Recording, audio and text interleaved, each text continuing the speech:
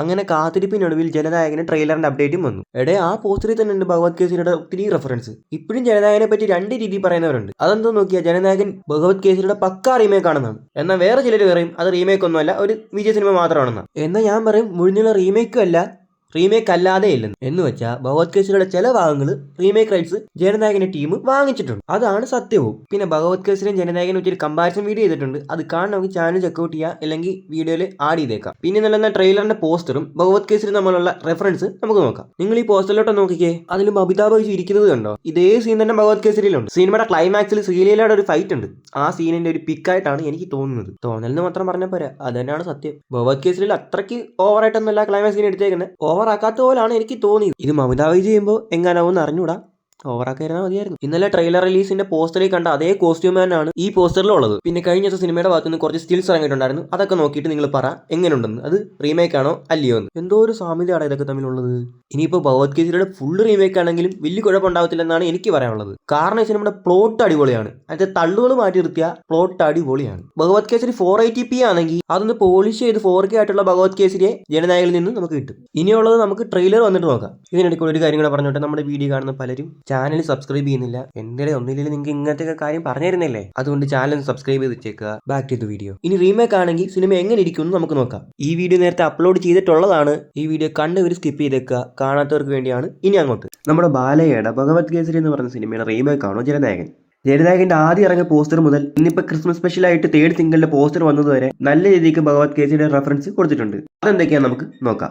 ആദ്യം തന്നെ ജനനായകന്റെ title poster, the first roar. ഇതുപോലൊരു സെയിം സാധനം ഭഗവത് കേസരിക്ക് ഉള്ളത്, റോർ ഓഫ് കേസരി. അടുത്തൊരു സിമിലാരിറ്റി നോക്കുകയാണെങ്കിൽ വിജയ് സിനിമയിൽ പോലീസ് ഓഫീസർ ആയിട്ടാണ് വരുന്നത്. നമ്മുടെ ബാലയ്യോ സെയിം പോലീസ് ഓഫീസർ ആയിട്ടാണ് വരുന്നത്. പിന്നെ ഭഗവത് കേസരിയിൽ ഈ ഒരു സീനും പോലീസ് ഓഫീസറായിട്ട് വിജയ് വരുന്ന സീനും എവിടെയൊക്കെയോ ഒരു സിമിലാരിറ്റി തോന്നുന്നുണ്ട്. നിങ്ങൾക്ക് എല്ലാവർക്കും ഉള്ള ഒരു ചോദ്യമായിരിക്കും, എന്തുകൊണ്ട് ബാലയുടെ ഭഗവത് കേസരി എന്നെ ചൂസ് ചെയ്തു? പുള്ളിയുടെ കരിയറിലെ അവസാനത്തെ മൂവിയായിട്ടും എന്തുകൊണ്ട് ഇങ്ങനെ ഒരു സിനിമ എടുക്കാൻ പോയെന്ന്. അതെന്തുകൊണ്ടാണെന്ന് ചോദിച്ചാൽ ആ സിനിമയുടെ കഥ തന്നെയാണ്. നിങ്ങൾ ഇനി ആ സിനിമ കാണാനൊന്നും പോണ്ട, ഞാനൊന്ന് ചുരുക്കി പറഞ്ഞുതരാം. പോലീസ് ആയിരുന്ന ഒരാൾ ഒരു മാസ് മർഡർ ചെയ്തിട്ട് കുറെ സിറ്റുവേഷൻസ് കാരണം ഒരു കൂട്ടം ആൾക്കാരെ കൊന്നിട്ട് ജയിലിൽ പോകും. ജയിലിൽ വെച്ചിട്ട് അയാളുടെ നല്ല ശീലങ്ങളൊക്കെ കണ്ടിട്ട് ജയിലിലെ സൂപ്രണ്ടിന് പുള്ളിക്കാരനോട് ഒരു ഇഷ്ടം തോന്നും. എന്നിട്ട് പുള്ളിക്കാരനെ കല്യാണം കഴിക്കാനൊന്നും അല്ല കേട്ടോ. എന്നിട്ട് സൂപ്രണ്ടിന്റെ മോളും ബാലയും തമ്മിൽ ഭയങ്കര ക്ലോസ് ആയിരുന്നു, ഫ്രണ്ട്ഷിപ്പ് ബിൽഡ് ചെയ്യുന്നു. എന്നിട്ട് കുറച്ച് നാളുകൾ കഴിഞ്ഞിട്ട് പുള്ളി ജയിലിൽ നിന്ന് ഇറങ്ങിയിട്ട് പുള്ളി ഇവരുടെ കൂടെ തന്നെ വന്ന് താമസിക്കുകയാണ്. അങ്ങനെ ഇരിക്കുമ്പോൾ ആ സൂപ്രണ്ട് മരിച്ചു പോകും. പിന്നെ ആ കുട്ടിയെ കുറെ വർഷത്തേക്ക് ബാലയെ നോക്കും. ബാലയ്ക്ക് ആ കൊച്ചിനെ പഠിപ്പിച്ച് വലിയ നിലയിൽ എത്തിക്കണമെന്ന് ഭയങ്കര ആഗ്രഹമുണ്ട്. നല്ലൊരു കുട്ടിയായിട്ട് വളരണം, നല്ലൊരു പേഴ്സണാലിറ്റി ഒക്കെ ഉണ്ടായിട്ട് വളരണം എന്നാണ് പുള്ളിക്കാരൻ്റെ ആഗ്രഹം. പക്ഷേ ആ ഒരു കുട്ടിക്ക് അങ്ങനെ വളരണമെന്നൊന്നും ഒരു ആഗ്രഹം ഉണ്ടായിരിക്കത്തില്ല. ഏതെങ്കിലും ഒരുത്തിനൊക്കെ കല്യാണം കഴിച്ചാൽ ആ ഒരു രീതിയിൽ സെറ്റിൽ ആവണമെന്നാണ് പുള്ളിക്കാരത്തിൻ്റെ ആഗ്രഹം. പിന്നെ പഠിക്കാത്ത ഉഴപ്പിയൊക്കെ നടക്കുന്ന ഒരു ക്യാരക്ടറാണ് കുട്ടിയുടേത്. ഇനി ക്ലൈമാക്സിൽ ശ്രീലീല ആ കുട്ടി ഫൈറ്റ് ചെയ്യുന്നൊരു സീനുണ്ട്. അതിന് ജനനായകനെ എങ്ങനെ എടുത്തു നോക്കുന്നൊന്നും അറിഞ്ഞൂടാ. ഈ സിനിമയിൽ ബാലയ്യ കുറച്ച് കുട്ടികളോട് സെക്സ് എഡ്യൂക്കേഷനെ പറ്റി പറഞ്ഞു കൊടുക്കുന്നുണ്ട്. ഇങ്ങനൊരു സീനൊക്കെ വിജയ് ചെയ്യുന്നതായിട്ടൊക്കെ ഒന്ന് ആലോചിച്ച് നോക്കിയേ. നമ്മുടെ കത്തിയിലെ കതിരേശനൊക്കെ വന്ന് മറ്റേ വെള്ളം പോകുന്ന പൈപ്പിൽ കൂടെ എഴുന്നേറ്റ് വന്നിട്ടൊരു ഡയലോഗൊക്കെ പറയത്തില്ലേ, അമ്മാതിരി ഒരു ഐറ്റം ഇതിനകത്തും കാണാം. നമുക്ക് എല്ലാവർക്കും അറിയാം വിജയ് ഒരുപാട് റീമേക്കുകൾ ചെയ്തിട്ടുണ്ട്. പുള്ളി എത്രത്തോളം നന്നാക്കുമെന്ന് നമുക്കറിയാം. ഗില്ലിയൊക്കെ ഒരു റീമേക്ക് സിനിമ, എന്നിട്ട് ആ സിനിമയ്ക്ക് ഏത് ലെവലാണ് നമുക്ക് അറിഞ്ഞൂടെ.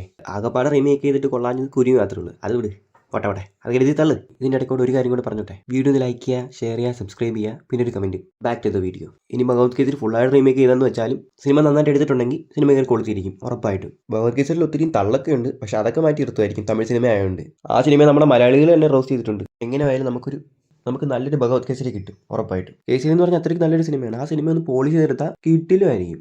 നമുക്ക് തലപ്പത്തിൽ മാസ് എലമെന്റ്സ് ഇഷ്ടപ്പെടുത്തില്ലേ, അത് മാത്രമുള്ള സിനിമയിൽ ഫാൻസിനായാലും അല്ലാത്തവർക്കായാലും എൻജോയ് ചെയ്യാൻ പറ്റിയ സാധനങ്ങൾ ഇഷ്ടം പോലും ഉണ്ട്. ആ തേർഡ് സിംഗിളുടെ അനൗൺസ്മെന്റ് പോസ്റ്ററിൽ പോലും ഒരു കുട്ടിയെ കാണിക്കുന്നുണ്ട്. ചിലപ്പോൾ ഞാൻ മുമ്പ് പറഞ്ഞ ആ കുട്ടിയായിരിക്കാം. കേസരിക്കകത്ത് കാജൽ ചെയ്തൊരു റോളുണ്ട്, അതായിരിക്കും പൂജ ഹെഡ് ചെയ്യാൻ പോകുന്നത്. മിക്കവാറും അത് തന്നെയായിരിക്കും ചാൻസ് കൂടുതൽ. പിന്നെ ആ കുട്ടിയായിട്ട് ചെയ്ത ശ്രീലയിലേക്ക് വരും മമതാ ബൈജുവാണ്, അതും ആയിരിക്കാം. ഇനി ഞാൻ സ്പോയിലർ തരുന്നൊന്നും പറഞ്ഞ് എന്നെ മെക്കിട്ടേറാനൊന്നും വന്നേക്കല്ലേ. നിങ്ങൾ ഈ ഒരു സീനൊക്കെ നോക്കിക്കേ, ബാലയെ വരുന്നൊരു സ്റ്റൈലുണ്ടോ? ഇത് വിജയ് ചെയ്താൽ എന്തായിരിക്കും പൊളിക്കും. ചെറിയ സിനിമയിൽ വിജയുടെ ഇൻട്രൂട്ട് ഉണ്ടല്ലേ, പുള്ളിക്കാർ എൻജോയ് ചെയ്തിട്ടാണ് വരുന്നത്. ഇവന്മാരൊക്കെ സിമ്പിളായിട്ട് ഇടിച്ചാൽ ഞാനാണ് ഏറ്റവും വലുത് കാണിച്ചു തരികയാണ്. ഒരു പ്രത്യേക ഫീൽ കിട്ടുന്നുണ്ട്, ഒരു മാസം മൂവ്മെന്റ് കിട്ടുന്നുണ്ട്. നിങ്ങൾക്ക് ഇത് കാണുമ്പോൾ എന്താ തോന്നുന്നത് താഴെ കമന്റ് ചെയ്ത്. പിന്നെ ഈ സിനിമയായിട്ട് കൊണ്ട് ക്ലാഷൊക്കെ വെച്ചിട്ടുണ്ട്, അത് എന്തിനാണോ എന്തോ. ഇങ്ങനെ ഒരു ക്ലാഷ് നടക്കുന്നുണ്ട്, ആര് ജയിക്കും ആര് വീഴും അതെങ്ങനെയൊക്കെ ആയിരിക്കുമെന്ന് നമുക്ക് നോക്കാം. അല്ലെങ്കിൽ ഇങ്ങനെ ഒരു ക്ലാഷ് വെച്ചതുകൊണ്ട് എങ്ങനെയൊക്കെ ഗുണം ചെയ്യുന്നു നമുക്ക് നോക്കാം. ആദ്യം ശിവകാർത്തികന്റെ പരസ്യത്തിലോട്ട് നോക്കി കഴിഞ്ഞാൽ 14-ാം തീയതി റിലീസ് ചെയ്യുന്നതിന് 10-ാം തീയതിയിലേക്ക് പ്രീപോണ്ട് ചെയ്തിരിക്കുകയാണ്. അത് അവർക്ക് എങ്ങനെ ഗുണം ചെയ്യുന്നത് വെച്ചാൽ തലപതി ഒരു ബ്രാൻഡാണ്, നമുക്കും അറിയാം അവർക്കും അറിയാം. അതുകൊണ്ട് തന്നെ ജനനായകൻ എന്തെങ്കിലും നെഗറ്റീവ് റിവ്യൂസ് വന്നാൽ അത് പരസ്യത്തിക്ക് നല്ലപോലെ ഗുണം ചെയ്യും. അതെങ്ങനെ ഗുണം ചെയ്യുന്നത് നോക്കി കഴിഞ്ഞാൽ ജനനായകൻ റിലീസ് ചെയ്യുന്നതിൻ്റെ അന്ന് ഒട്ടുമിക്ക സ്ക്രീനും ജനനായകൻ തന്നെ ആയിരിക്കും. പിറ്റേന്നത്തെ ഫസ്റ്റ് ഷോയിൽ തന്നെ തമിഴ്നാട്ടിലെ ആകെ സ്ക്രീനുകളിൽ 800 പരാശക്തിക്കും 240 സ്ക്രീനുകൾ മാത്രം ജനനായകന് കൊടുക്കത്തുള്ളൂ. ജനനായകന് ഫസ്റ്റ് നെഗറ്റീവോ അല്ലെങ്കിൽ മിക്സ്ഡ് റിവ്യൂ വരുന്നെങ്കിൽ പിറ്റേന്ന് പരാശക്തിക്ക് പോസിറ്റീവായി കിട്ടുന്നെങ്കിൽ ആ 240 സ്ക്രീനിൽ നിന്ന് പിന്നെയും ജനനായകന് സ്ക്രീൻ കൊണ്ട് കുറഞ്ഞേ വരത്തുള്ളൂ. കുറയ്ക്കാമെന്ന് വെച്ചാൽ അങ്ങനെ കുറയത്തൊന്നുമില്ല. പരാശക്തിക്ക് പോസിറ്റീവ് റിപ്പോർട്ട് വന്നതുകൊണ്ട് കുറച്ചുകൂടെ സ്ക്രീന് അങ്ങോട്ട് കൊടുക്കുമെന്ന് മാത്രം. ജനനായകന് നെഗറ്റീവ് റിപ്പോർട്ട് വരുന്നതാണ് പരാശക്തി കിട്ടാവുന്ന ഏറ്റവും വലിയ പ്രൊമോഷൻ. ഇതിൽ രണ്ടാമത്തെ ഒരു പ്ലസ് പോയിന്റ് നോക്കിക്കഴിഞ്ഞാൽ പരാശക്തിയുടെ ഡയറക്ടർ ആരാ നോക്കിക്കഴിഞ്ഞാൽ നമ്മുടെ സൂര്യയുടെ സുര റിപ്പോർട്ടറൊക്കെ ഡയറക്ട് ചെയ്തില്ലേ സുധാ കൊങ്കര, പുള്ളിക്കാരത്തി തന്നെ. പുള്ളിക്കാരത്തിയുടെ സിനിമ എന്ന് പറഞ്ഞാൽ അത്രയ്ക്ക് ഗ്യാരണ്ടി ഉള്ള സിനിമയാണ്. നമുക്ക് ലോകേഷ് കനകരാജിന്റെ സിനിമ എന്ന് പറഞ്ഞാൽ അത്രയ്ക്ക് ഇഷ്ടമായിരിക്കും. കൂലിയെ മാറ്റി നിർത്തിക്കോ, അത് പോട്ടെ. പക്ഷേ പുള്ളിയുടെ അടുത്തൊരു സിനിമ വന്നാൽ നമ്മൾ പോയി കാണത്തില്ലേ. അതുപോലെ ഒരു ബ്രാൻഡ് ആയിട്ടുള്ള ഡയറക്ടർ തന്നെയാണ് സുധാ കൊങ്കര.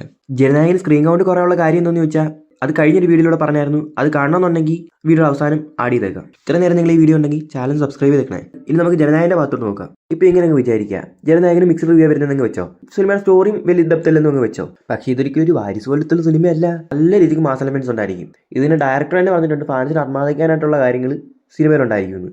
ഇപ്പോൾ സിനിമയുടെ ഭാഗത്തുനിന്ന് പുറത്തിറങ്ങിയ സെക്കൻഡ് സിംഗിൾ ഒരു പേരേ വരലായി, ആ പാട്ട് എന്നെ കിടലുമായിട്ട് എടുത്തു വെച്ചിരിക്കുന്നത്. ഈ ഒന്ന് രണ്ട് കാര്യം തന്നെ സിനിമ കയറി കൊടുത്താനായിട്ട്. ഇങ്ങനത്തെ എലമെന്റ്സ് മാത്രം ഉള്ളെങ്കിലും സിനിമ 500 കോടി ഗ്യാരണ്ടി ആയിരിക്കും. കാരണം അത് വിജയ് എന്ന ബ്രാൻഡ് അതിനകത്തുള്ളതുകൊണ്ട്. ഇതിപ്പോൾ വിജയുടെ സെൻഡ് ഓഫ് ആയതുകൊണ്ട് 2-3 വട്ടം സിനിമ കാണുന്നവരൊക്കെ ഉണ്ടായിരിക്കും. അത് മാറി ചിലപ്പോൾ 5 വട്ടം വരെ ആവാൻ ചാൻസ് ഉണ്ട്. ആ സിനിമയുടെ കളക്ഷൻ കൂട്ടാൻ വേണ്ടിയിട്ടൊന്നുമല്ല. പുള്ളി ഇനിമേൽ സ്ക്രീനിൽ കാണാൻ പറ്റില്ല. ആ ഒറ്റ കാരണം കൊണ്ട് കണ്ടേ പറ്റൂ. ഇപ്പം കിട്ടിയ ചാൻസ് പിന്നെ കിട്ടില്ല. മിക്സ്ഡ് റിവ്യൂ വന്നാലും നെഗറ്റീവ് റിവ്യൂ വന്നാലും 500 കോടി എന്നാലും കൺഫേം ആയിരിക്കും. ആ വരുന്നത് പോസിറ്റീവ് റിപ്പോർട്ടോ ഇല്ലാതെങ്കിലും പരാശക്തിയുടെ കാര്യം ഗോവിന്ദ. ജനനായകനാണ് പോസിറ്റീവ് വന്നാൽ പരാശക്തിക്ക് പോസിറ്റീവ് ഇട്ടിട്ട് ഒരു കാര്യമില്ല. പക്ഷെ 14-ാം തീയതി 10-ലേക്ക് മാറ്റിയപ്പോൾ അത് കളക്ഷന് നന്നായിട്ട് ബാധിക്കും. എന്ന് വെച്ചാൽ ജനനായകന്റെ കളക്ഷന് നന്നായിട്ട് ബാധിക്കും. ഇനിയിപ്പോൾ പരാശക്തിയോട് ഏറ്റുമുട്ടി ജനനായകൻ ജയിച്ചെന്നങ്ങ് വിചാരിക്കുക. അല്ലെങ്കിൽ നെഗറ്റീവ് റിവ്യൂ വന്ന് സിനിമയുടെ കളക്ഷൻ നന്നായിട്ട് കുറഞ്ഞെന്നങ്ങ് വിചാരിക്കുക. സ്ക്രീൻ കൊണ്ട് കുറഞ്ഞു വരുന്നതെന്ന് വിചാരിക്കുക. 23-ാം തീയതി ജനനായകൻ അടുത്തൊരു വെല്ലുവിളി ഏറ്റുമുട്ടേണ്ടതായിട്ട് വരും. ആ 23-ാം തീയതിയാണ് അജിത്തിന്റെ മങ്കാത്ത റിലീസ് ചെയ്യുന്നത്. ആ സിനിമ ഏത് റേഞ്ചാണെന്ന് നമുക്കറിയാം. അജിത്തിന്റെ കരിയറിലെ തന്നെ വൺ ഓഫ് ദ ബെസ്റ്റ് സിനിമകളിൽ ഒന്ന് തന്നെയാണ് മങ്കാത്ത. എനിക്കും പേഴ്സണലി ഇഷ്ടപ്പെട്ട ഒരു സിനിമയാണ്. വിജയ്ക്ക് ഗില്ലി എങ്ങനെയാണോ അതുപോലെയാണ് അജിത്തിന് മങ്കാത്ത. ആ സിനിമയ്ക്ക് പ്രത്യേക ഒരു ഫാൻ ബേസ് തന്നെ ഉണ്ട്. അതും കൂടി വരുമ്പോൾ ജനനായകന്റെ കളക്ഷന് നന്നായിട്ട് ബാധിക്കും. ജസ്റ്റ് ഒന്ന് ആലോചിച്ച് വെക്കുക, ഇത് വിജയുടെ ലാസ്റ്റ് മൂവി എന്നാണ് പറയുന്നത്. അതായത് വിജയ് ഫാൻസിന് ആഘോഷിക്കാൻ പറ്റിയ ലാസ്റ്റ് ടൈം. അഥവാ ഇനി എന്തെങ്കിലും വരണമെങ്കിൽ റിലീസ് ചെയ്താലേ ഉള്ളൂ. അപ്പോൾ 2025 ഒരു വിജയ് സിനിമ ഇല്ലാത്തതിന് ക്ഷീണം പിള്ളേർ ഫസ്റ്റിൽ തന്നെ തീർത്തിരിക്കും. ജനനായകൻ 1000 കോടി അടുപ്പിച്ചിട്ട് പിള്ളേർ പോകത്തുള്ളൂ. ഞാൻ ഒരിക്കൽ കൂടെ ഒരു കാര്യം പറയാം. വീഡിയോ ഇഷ്ടപ്പെടുന്നുണ്ടെങ്കിൽ ലൈക്ക് ചെയ്യുക, ഷെയർ ചെയ്യുക, സബ്സ്ക്രൈബ് ചെയ്യുക, പിന്നീട് comment. Back to the video. നിങ്ങൾ ഇങ്ങനത്തെ ഇതുകൊണ്ടൊക്കെയാണ് കൊണ്ട് ക്ലാഷ് വെക്കുന്നെങ്കിൽ നിങ്ങളുടെ ഒരാടോ ഞങ്ങളുടെ എൻ്റെ രോമത്തിൽ പോലും നിർത്തില്ല. കാരണം പ്രഭുതിയുടെ ഈ ഇടയ്ക്ക് ഇറങ്ങുന്ന മിക്ക സിനിമയും മിക്സ്ഡ് റിവ്യൂ നേടിക്കൊണ്ടിരിക്കുന്നത്. അതിൽ ലിയോയും ഉണ്ട്. ലിയോയ്ക്ക് പിന്നെ ഫ്ലാഷ് ബാക്കിൻ്റെ ഒരു കുഴപ്പം. ആ ഒരു കുഴപ്പം കൊണ്ട് മിക്സ്ഡ് റിവ്യൂ വന്നേ. പുള്ളിയുടെ ലേറ്റസ്റ്റ് ആയിട്ട് ഇറങ്ങിയ ഗോട്ട് പോലും മിക്സ്ഡ് റിവ്യൂ കിട്ടിയിട്ട് 450 കോടിയാണ് നേടിയിരിക്കുന്നത്. അതിന് മുമ്പ് വന്ന ലിയോയ്ക്ക് മിക്സ്ഡ് റിവ്യൂ കിട്ടിയിട്ട് 600 കോടിയാണ് ബോക്സ് ഓഫീസിൽ നിന്ന് വാരിയത്. പുള്ളിയുടെ നെഗറ്റീവായിട്ടുള്ള സിനിമകൾ നോക്കിയാൽ ബീസ്റ്റ് 300 കോടിയാണ് നേടിയിരിക്കുന്നത്. വാരിസ് നോക്കിയാലോ, വാരിസൊക്കെ ആണെങ്കിൽ പേഴ്സണലി എനിക്ക് ഇഷ്ടപ്പെടാത്ത സിനിമയാണ്. പക്ഷെ അതുപോലും 300 കോടിയാണ് നേടിയിരിക്കുന്നത്. നിങ്ങൾ ജസ്റ്റ് ഒന്ന് ആലോചിക്കുക, പുള്ളിയുടെ മൂവിക്ക് നെഗറ്റീവ് റിവ്യൂ വരുന്നെങ്കിൽ പോലും അതിന് പോലും 300 കോടിയാണ് ബോക്സ് ഓഫീസിൽ നിന്ന് കിട്ടുന്നത്. മിക്സ്ഡ് റിവ്യൂസ് എടുത്ത മൂവിക്കോ 500-600 കോടിക്ക് മേളി. അഥവാ ജനനായകന് നെഗറ്റീവ് റിപ്പോർട്ടാണ് വരുന്നെങ്കിൽ ബോക്സ് ഓഫീസിൽ 300 കോടി കൺഫേം ആയിരിക്കും. അഥവാ അത് മിക്സ്ഡ് റിവ്യൂ ആയിട്ടാണ് വരുന്നെങ്കിലോ 600 അല്ലെങ്കിൽ അതിലും മേളിൽ കൺഫേം ആയിരിക്കും. എന്താ ശരിയല്ലേ? വീഡിയോ ഇഷ്ടപ്പെടുന്നുണ്ടെങ്കിൽ ലൈക്ക് ചെയ്യുക, ഷെയർ ചെയ്യുക, സബ്സ്ക്രൈബ് ചെയ്യുക, പിന്നെ ഒരു comment. Back to the video. അഥവാ ജനനായകന് പോസിറ്റീവ് റിവ്യൂ എല്ലാം വരുന്നെങ്കിൽ നിങ്ങളൊന്ന് ആലോചിച്ച് നോക്കിയേ. എൻ്റെ ഇതിൽ ഞാൻ പറയുകയാണെങ്കിൽ 1000 കോടി കൺഫേം ആയിരിക്കും. ഇത് കേൾക്കുമ്പോൾ പുച്ഛിക്കുന്ന ചിലരൊക്കെ ഉണ്ടായിരിക്കും. അവരോടൊക്കെ എനിക്ക് പറയാനുള്ളത്, തമിഴ് സിനിമാസ് അധികം നോർത്തിൽ പ്രൊമോട്ട് ചെയ്യത്തില്ല. ഇന്ത്യയിൽ 1000 കോടി അല്ലെങ്കിൽ 2000 കോടി നേടിയ സിനിമകളുടെ ഭൂരിഭാഗം കളക്ഷൻ കിട്ടിയത് നോർത്തിൽ നിന്നാണ്. നിങ്ങൾ ഈ പുഷ്പ 2 വെക്കുന്നിടത്ത് നോക്കിയേ, അത് നമുക്ക് മിക്കവർക്കും അത് പിടിച്ചിട്ടില്ല ആ സിനിമ. എന്നിട്ട് അതെങ്ങനെ 2000 കോടി നേടിയേ? ഇങ്ങനെയൊക്കെ തന്നെ. അവരൊക്കെ അങ്ങോട്ട് പ്രോപ്പറായിട്ട് പ്രൊമോഷൻ കൊടുക്കും. തമിഴ് ഇൻഡസ്ട്രി പ്രോപ്പറായിട്ട് പ്രൊമോഷൻ ചെയ്യാത്തതാണ് ഇതിന് ഏറ്റവും വലിയൊരു കാര്യം. അവർ പ്രോപ്പറായിട്ട് പ്രൊമോഷൻ ചെയ്തെങ്കിൽ തമിഴ്നാട്ടിൽ 1000 കോടി കളക്ഷൻ നേടിയൊരു സിനിമ ഉണ്ടായേനെ. ജനനായകൻ റിലീസിനോട് എടുക്കുമ്പോൾ നല്ലൊരു പ്രൊമോഷൻ നടത്തിയ സിനിമ എന്തായാലും 1000 കോടി നേടും. പോസിറ്റീവ് വന്നാൽ 1000 കോടി നേടിയിരിക്കും. അത് ഷുവർ ആയിട്ടുള്ള കാര്യമാണ്. പക്ഷെ പ്രൊമോഷൻ കൊടുത്തിരിക്കണം. ഇനി ശിവകാർത്തികേയൻ കരിയർ ബെസ്റ്റ് സിനിമ നോക്കിയാൽ പുള്ളിക്ക് ഏറ്റവും കളക്ഷൻ കിട്ടിയ സിനിമ എന്ന് പറഞ്ഞാൽ അത് അമരനാണ്. അത് അത്യാവശ്യം നല്ലൊരു സിനിമയാണ്. അധികം നെഗറ്റീവ് ഒന്നും ഒരിടത്തൊന്നും കേട്ടില്ല. എനിക്കും ഇഷ്ടപ്പെട്ട സിനിമയാണ്. ശിവകാർത്തികേയനെ എനിക്കിഷ്ടമാണ്. പക്ഷേ തളപതി കഴിഞ്ഞ് മാത്രം. ഈ അമരന്റെ ഫൈനൽ ബോക്സ് ഓഫീസ് കളക്ഷൻ എന്ന് പറയുന്നത് 300 കോടിയാണ്. എന്ന് വെച്ചാൽ വിജയുടെ നെഗറ്റീവ് സിനിമ കിട്ടുന്ന അതേ കളക്ഷൻ കണ്ടോ? അവിടെ തന്നെ ഉണ്ട്. പുള്ളിയുടെ പോസിറ്റീവ് സിനിമ അമരൻ, അതിന് കിട്ടിയത് 300 കോടി. എന്നിട്ട് അവിടെ കൊണ്ട് ക്ലാഷ് വെക്കുന്നത്. എവിടെ ഇവർക്ക് എന്ത് ബോധമൊന്നുമില്ലേ? ഇനി സിനിമയ്ക്ക് കിട്ടിയ റേറ്റിംഗുകൾ നോക്കാം. ശിവകാർത്തികേയന്റെ റേറ്റിംഗ് നോക്കാം. പുള്ളിയുടെ കരിയറിൽ ഏറ്റവും കൂടുതൽ കളക്ഷൻ കിട്ടിയ അമരന് പോലും കിട്ടിയത് 8.1 ആ റേഞ്ച് ഒന്ന് ആലോചിച്ച് നോക്ക്. 8.1. ഇതേ സമയം വിജയുടെ ഗോട്ടിന്റെ എടുത്ത് നോക്കിയാലോ 5.7. ഈ 5.7 റേറ്റിംഗ് വെച്ച സിനിമ 450 കോടി രൂപ ബോക്സ് ഓഫീസിൽ നേടിയത്. എന്താല്ലേ? ഈ 8.1 ഒക്കെ അണ്ണന്റെ സിനിമയ്ക്ക് കിട്ടിയെങ്കിൽ എന്നെ 1000 കോടി അടിച്ചാൽ. ശരിയാണ്, ശിവകാർത്തികേയൻ നല്ലൊരു നടനാണ്. എന്ന് വെച്ച് ഇങ്ങനെ ക്ലാഷ് ഒക്കെ വെക്കണോ? സൂപ്പർ സ്റ്റാർ രജനീകാന്തിന് ഒരു കോമ്പറ്റീഷൻ കൊടുത്തോണ്ടിരിക്കുന്ന ആളെ വിജയ്. എന്നിട്ട് എന്തിനാടാവുകയെ? നീ എന്ന് ഇതൊന്നും അറിയുന്നില്ലേ? ചിലപ്പോൾ അടുത്ത തലപതി ശിവകാർത്തികേയനായിരിക്കാം. അതിപ്പോഴല്ല, പിന്നെ അണ്ണ സിനിമയിൽ നിന്ന് പോയി കഴിഞ്ഞിട്ട്. തലപതി ഇനി സിനിമയെ തുടരോ ഇല്ലയോ എന്നൊരു വീഡിയോ ചെയ്തിരുന്നു.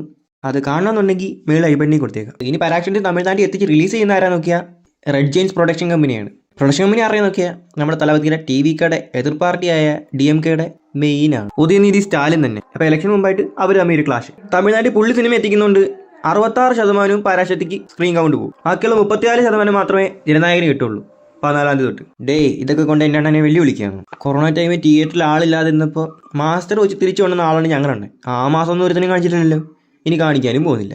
പിന്നെ പരാശക്തി ടീമിനോട് ഓലപ്പാമ്പ് കാണിച്ചിട്ടൊന്നും അണ്ണനെ പേടിപ്പിക്കാൻ നോക്കില്ല മക്കളെ, പേടിക്കില്ല. ഈ ഒരു കാര്യം ഒരിക്കൽ കൂടെ പറയാം, അഥവാ പോസിറ്റീവ് അങ്ങനെ ജനനായകന് കിട്ടിയ 1000 കോടി കൺഫേം.